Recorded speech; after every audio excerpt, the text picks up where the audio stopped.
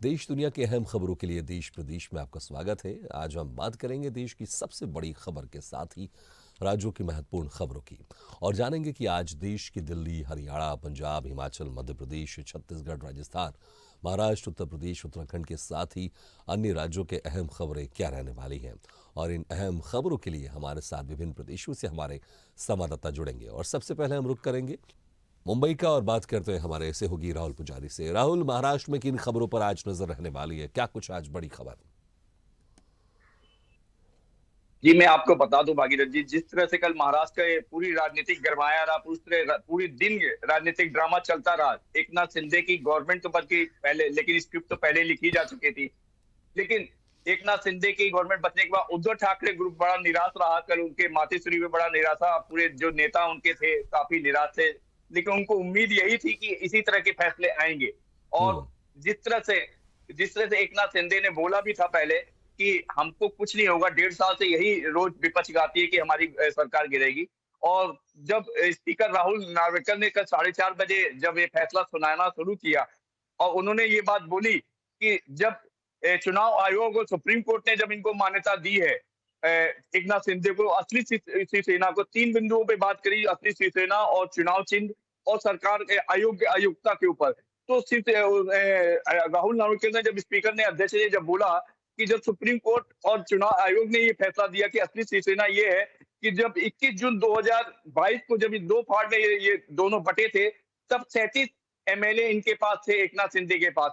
तो उनको बहुमत होने के कारण उनको असली शिवसेना मानी गई। और ये यही यही बिंदु को आगे रखते हुए नार्वेकर ने जो कल फैसले सुनाए, उसमें यही 3 बिंदुओं को आगे रखा कि जो ये असली पार्टी है। दूसरा, इनकी जो तीर कमान का चुनाव चिन्ह दिया गया, और जो आयोगता की बात कर रहे हैं, आयोग की बात कर रहे हैं 16 विधायक और एक नाथ शिंदे को, तो ये मान्य है क्योंकि इसको सुप्रीम कोर्ट ने ही माना और ये चुनाव आयोग ने भी माना। तो ये फैसले सुनाकर कल पूरा भूचाल आ गया था जिस तरह से महाराष्ट्र की राजनीति में। उसको देखते कल विराम हुआ। उसके बाद अब तैयारी में लग गए, 2024 की तैयारी में लग गए हैं। दूसरी जो बड़ी खबर जो बॉलीवुड से आ रही है, भागीरथ जी, मैं बता दूं, कल कटरीना कैफ की पिक्चर रिलीज हुई है, मेरी किस्मत। उसको लेके भी काफी लोग उत्साहित है। बहुत दिन बाद कटरीना कैफ की पिक्चर आ रही है और उसको लेके भी काफी उत्साहित है लोग। जी। हम्म। और जो तीसरी जो बड़ी खबर है जो क्रिकेट जगत से है, आज अफगानिस्तान और क्या नाम है, इंडिया का T20 मैच जो है, रोहित शर्मा फिर से T20 के कैप्टन बना दिए गए हैं और हम्म। विराट कोहली कमबैक कर चुके हैं।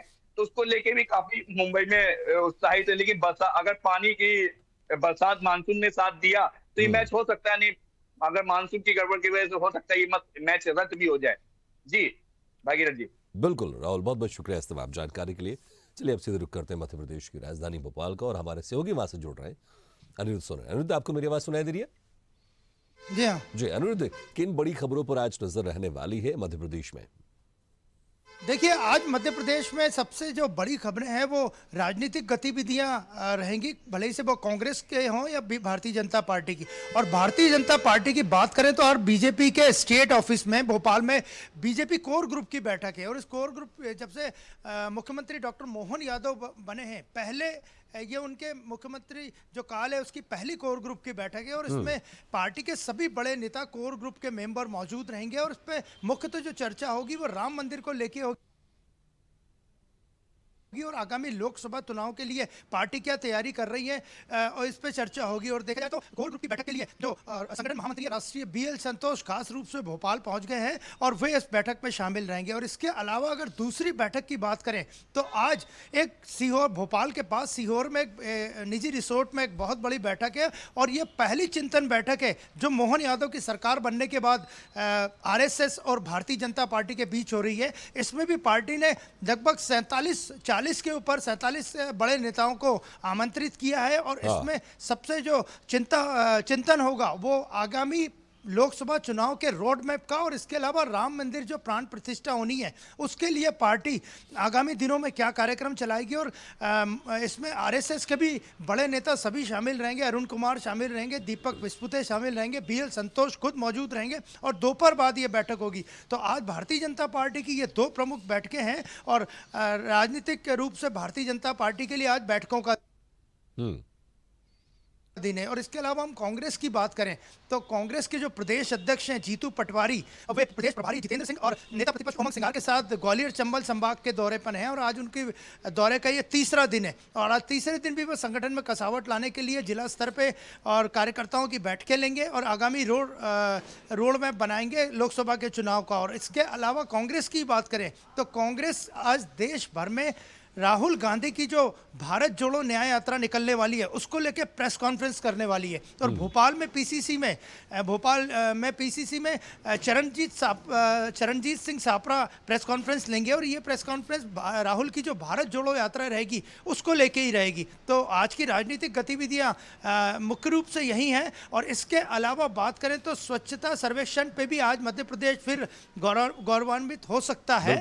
और दिल्ली के प्रगति मैदान में राष्ट्रपति द्रौपदी मुर्मू आज स्वच्छता सर्वेक्षण जो देश का सबसे साफ शहर है, जिसको इंदौर को 6 बार यह पुरस्कार मिल चुका है और आज संभावना है कि इंदौर को आज 7वीं बार देश का सबसे स्वच्छ शहर होने का पुरस्कार मिलेगा। बिल्कुल, इसमें कोई शक नहीं, क्योंकि अगर 7वीं बार पुरस्कार मिल रहा है इंदौर को तो ये वाकई एक बहुत बड़ी उपलब्धि है। मुझे लगता है कि बाकी सभी शहरों को भी इससे सीख लेनी चाहिए, मोटिवेट होना चाहिए, क्योंकि अगर स्वच्छ रहेगा हमारा शहर तो हम भी स्वस्थ रहेंगे और बहुत ज़रूरी है कि हम अपने शहर को स्वच्छ रखें। अनिरुद्ध, आपको रोकना चाहेंगे इस वक्त, एक बार फिर से हम रुक करेंगे मुंबई का, हमारे साथ लगातार बने हुए वहाँ से राहुल पुजारी। राहुल, अगर बात करें जिस तरह से आपने कहा कि कल पूरी एक बहुत बड़ा एक राजनीति क्रम हुआ, घटनाक्रम हुआ, लेकिन अब उद्धव ठाकरे की तरफ से अब क्या कुछ इसमें रणनीति की जा रही है, इस्तेमाल की जा रही है?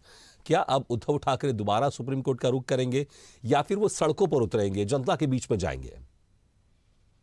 जी, उद्धव ठाकरे ने तो पहले ही, जब फैसले नहीं आए तो उससे पहले ही उन्होंने हलफनामा सुप्रीम कोर्ट में दाखिल कर दिया था और बोला था कि ये मैच फिक्स है और ये फैसले हमारे फेवर में नहीं आएगा। उन्होंने पहले ही संदेशा जाहिर किया था, उनके ऊपर शक किया था कि जब स्पीकर राहुल नार्वेकर जाके एकनाथ शिंदे के घर जाके चाय पी रहे हैं और मुजरिम और जज जब मिल चुके हैं तो फैसला हमारे फेवर में कैसे आ सकता है। इसको लेकर सुप्रीम कोर्ट में हलफनामा उसने पहले ही दे चुके थे। और रही उद्धव ठाकरे की पार्टी की बात, तो अब इमोशनल कार्ड खेला जाएगा और भूलेंगे पब्लिक में जाके मराठा जो यहाँ पे आरक्षण और मराठा लोग हैं उनके की देखिए बाला साहब ठाकरे की पार्टी का दो फाड़ करके किस तरह से बीजेपी ने और एकनाथ शिंदे ने बर्बाद कर दिया हमारी पार्टी को और पूरी तरह से इमोशनल कार्ड खेल के 2024 का शायद फायदा उठाने की कोशिश करेंगे आदित्य ठाकरे, उद्धव ठाकरे और उनके जो कार्यकर्ता हैं। और देखा जाए तो महाराष्ट्र में थोड़ी सी पकड़ अभी भी उद्धव ठाकरे की है। जिस तरह से एकनाथ शिंदे का केवल एक थाने में थोड़ा सा ज्यादा है, लेकिन बीजेपी के समर्थन से एकनाथ शिंदे एक मुख्यमंत्री बन गए, लेकिन उनसे ज्यादा पकड़ उद्धव ठाकरे और आदित्य ठाकरे की है महाराष्ट्र में। जी बिल्कुल राहुल, इसमें कोई शक नहीं। अब देखना होगा कि इसमें क्या कुछ राजनीतिक क्रम होता है और क्या कुछ इसमें घटनाक्रम देखने को मिलता है, क्योंकि जैसे आपने कहा उद्धव ठाकरे ने पहले ही कहा था कि वह इस मामले में एक हलफनामा पहले ही पेश कर चुके हैं और जो भी इस परिणाम आने वाले हैं वो हमारे अगेंस्ट ही आएंगे। बिल्कुल, अगर मौसम की बात करें राहुल, तो मौसम कैसा है महाराष्ट्र का? मौसम की बात करें तो मुंबई में हल्की हल्की ठंड आ चुकी है, सुबह शाम की ठंड है, लेकिन दोपहर में उतनी ठंड नहीं। लेकिन मुंबई के आसपास जो जिले हैं वहाँ काफी ठंड पड़ने लगी है, वहाँ कोहरा पड़ने लगा है।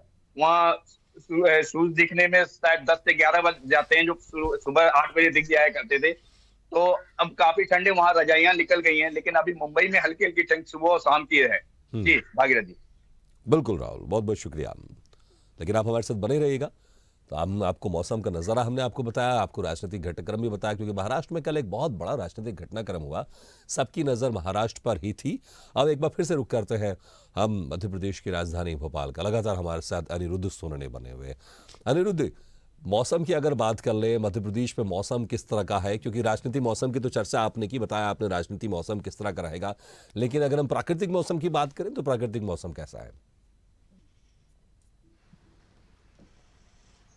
देखिए, राजनीतिक मौसम तो मध्य प्रदेश में गरमाया हुआ है, लेकिन जो प्राकृतिक मौसम है उसमें लगातार पिछले कुछ दिनों से 7 दिनों से ज़्यादा समय हो गया है, ठंडक बनी हुई है और ठंडक भी बड़ी चुभने वाली ठंडक बनी हुई है। और बात करें तो मध्य प्रदेश के 20 से ज़्यादा जिलों में टेम्परेचर है वो काफ़ी कम हो गया, 4 से 5 डिग्री सेंटीग्रेड सामान्य से तापमान कम हुआ है। और जहाँ तक बात करें भोपाल और आसपास की, तो आज इतना कोहरा तो नहीं है, लेकिन ठंडक बढ़ी हुई है। और मध्य प्रदेश में जो सबसे ठंडे शहर रहे हैं पिछले 24 घंटों में, उनमें ग्वालियर और खजुराहो शामिल है। यहाँ पे तापमान में काफ़ी गिरावट देखी गई और चुभने वाली ठंड पड़ रही है। हालांकि मावठे की बारिश अब रुक चुकी है, कहीं कहीं हल्की बारिश हो रही है, रिमझिम बारिश हो रही है, लेकिन इनको इस बारिश से फसलों को कोई नुकसान नहीं है। और जहाँ तक बात करें हम राजनीतिक के मौसम की, तो आज जो आरएसएस की और भारतीय जनता पार्टी की भोपाल के पास सीहोर में बैठक है, वो बड़ी ही महत्वपूर्ण बैठक है और संघ के नेता इसमें भारतीय जनता पार्टी के साथ पहली बार चिंतन करने जा रहे हैं,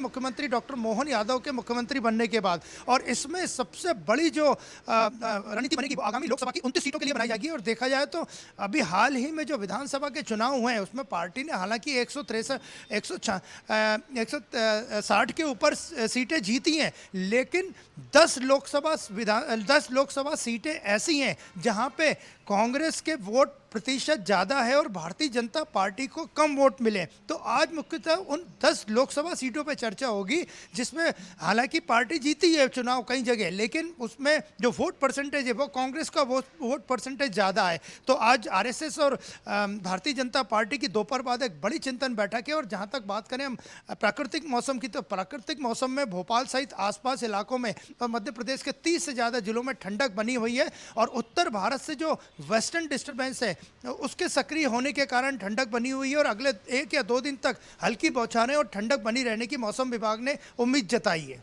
बिल्कुल अनिरुद्ध, बहुत बहुत शुक्रिया इस तमाम जानकारी के लिए। और राहुल, आपके बहुत बहुत शुक्रिया इस तमाम जानकारी के लिए। जो आपने महाराष्ट्र में क्या कुछ आज बड़ी खबर रहेगी उस पर नजर रहेगी, वो आपने जानकारी दी। बहुत बहुत शुक्रिया आप दोनों का। अब रुक करते हैं छत्तीसगढ़ का और बात करते हैं हमारे सहयोगी रायपुर से शशिकांत साहू से। शशिकांत, छत्तीसगढ़ में किन बड़ी खबरों पर आज नजर रहने वाली है?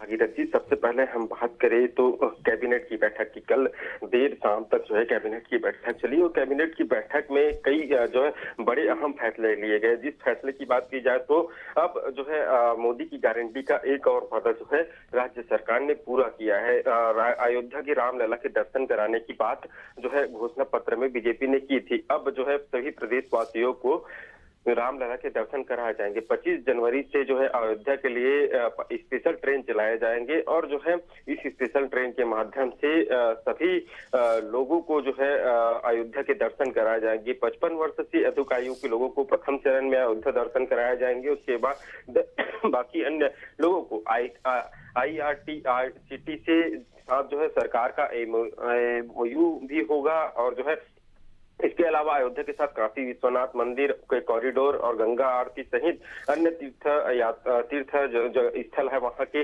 दर्शन कराया जाएगा। इसके अलावा बात की जाए तो आज प्रदेश प्रभारी बनने के बाद, कांग्रेस के जो प्रदेश प्रभारी बनने के बाद सचिन पायलट का छत्तीसगढ़ पहली बार छत्तीसगढ़ दौरा है। आज वे करीब 2 बजे राजधानी रायपुर पहुंचेंगे, वहां उनका भव्य स्वागत किया जाएगा।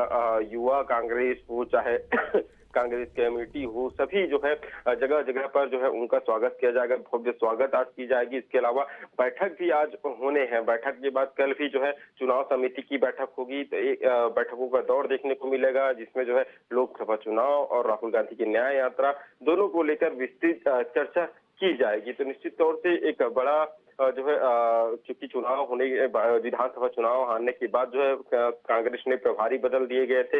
अब उसके बाद जो है अब नए प्रभारी आ रहे हैं। वही 15 जनवरी से 15 फरवरी तक जो है सड़क सुरक्षा माह का आयोजन किया गया है, जिसमें सड़क सुरक्षा जागरूकता कार्यक्रम और सभी जिलों में किए जाएंगे। इसके अलावा वाहन चालकों को प्रशिक्षण भी दिए जाएंगे, कार्यशाला भी आयोजित की जाएगी, जिसमें जो है सेमिनार भी किया जाएगा और इसमें अलग अलग जांच शिविर भी किए जाएंगे निश्चित तौर से। और इसके अलावा जिस तरह से 22 जनवरी को रामलला की प्राण प्रतिष्ठा होना है, तो रामलला की प्राण प्रतिष्ठा को लेकर पूरे प्रदेश भर में कई आयोजन किए जाएंगे। अलग अलग आयोजन मंदिरों में किए जाएंगे, भव्य मंदिरों में दिवाली जैसा जो है बहुत सारे दीप जलाए जाएंगे। इसके अलावा रामायण समेत अन्य जो कार्यक्रम है वो होंगे। इसके अलावा बात की जाए तो कांग्रेस में बदलाव का बयार देखने को मिल सकता है। जहां जहां विधानसभा चुनाव में कांग्रेस को हार मिली है, वहां के जो जिला अध्यक्ष है उनको बदला जा सकता है और नए लोगों को मौका दिया जा सकता है। हमने देखा था कि कई चुनाव हारने के बाद कई जो नेता है उन्होंने इस्तीफा तो दे दिया है, लेकिन जिन्होंने इस्तीफा नहीं दिया है उन्हें बदला जा सकता है और लोकसभा चुनाव और न्याय यात्रा को लेकर नई ताजगी के साथ जो जो है नए लोगों को जिम्मेदारी दी जा सकती है। जी बिल्कुल शशिकांत, बहुत बहुत शुक्रिया इस तमाम जानकारी के लिए। ऐसे ही वीडियो के लिए लाइक करें, शेयर करें, फॉलो करें और YouTube पर जाकर सब्सक्राइब करें और बेल आइकन को दबाना ना भूलें। और ताजा तरीन अपडेट के लिए स्वदेशलाइव.com पर जरूर जाएं।